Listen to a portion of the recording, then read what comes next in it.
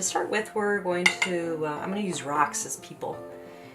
And we're going to say that this is a heterosexual couple today, but the information that we're giving you is basically good for anybody. Any sexual orientation is just fine. So this is a woman and this is a man, and what we know now, what I've learned, is that we have a hunter-gatherer brain. So when we look at hunter-gatherer societies, one of the things that we know is that they work together as a group. And so this couple would be completely supported and cared for by all these people in this tribe.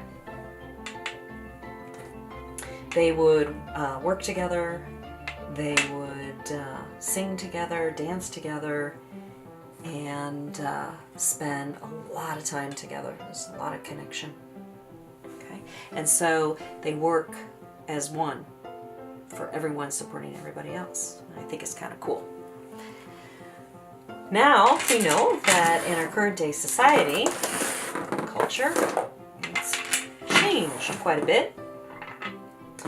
And so we have two people that come together, and a lot of times they're from different parts of the country or different parts of the world, and they find each other and they consciously choose to live their lives together.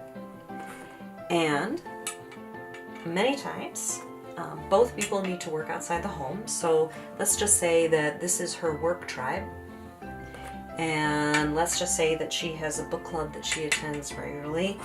And she meets with them, but also talks with them and texts with them in between meetings. So that's her book club tribe. And here we have, let's say, her family. Let's just say she's really close to her mom and dad and her brother, and she likes to spend a lot of time with them. However, he's not so keen on that, so this is something that she just does by herself. Now let's just say that he also has work, and that it could be in a different part of the city and in a different industry, and so he has his work tribe. And let's say that he also loves to bike, and she doesn't like to do that so much, so that's something he does on his own. And now let's say that he also has some friends from college that he still gets together with, and she's not a fan, so he just does that by himself. So what do we have here? We have both of them going off day after day to all these different tribes. And then what happens to what we're going to call the couple tribe? What happens there? This is where I see things really start falling apart and disintegrate. And let's say that she or he starts an emotional or physical affair with someone from one of these other tribes, which then further erodes what we're trying to enhance and create here. So, what do we do? Well, when I've had people come in, one of the things that they suggest is, well, I just, want him to give up his biking or not do that so much. Or he says, that book club, we could be going to the movies or doing something else together. Why does she have to be engaged in the book club? What I find is when this kind of dynamic happens, really what it does is it breeds anger and resentment. It doesn't really help so much. Alright, so then what are we looking at?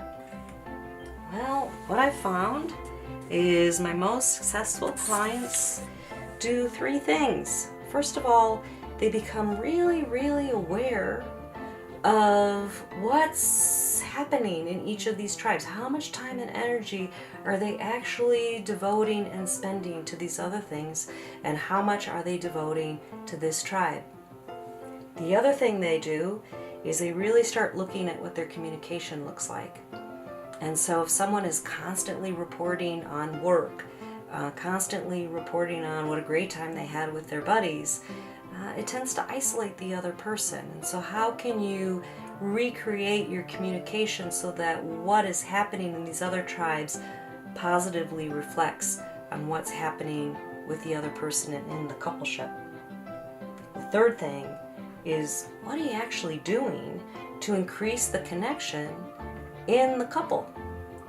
And I'm sorry, guys, watching TV just doesn't cut it.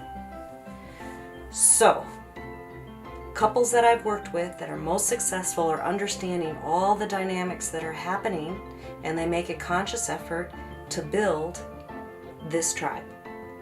On my website, www.wendyconquest.com, you'll find a worksheet to help you build and rebuild your coupleship tribe. Please know I'm here for you, and thanks for listening.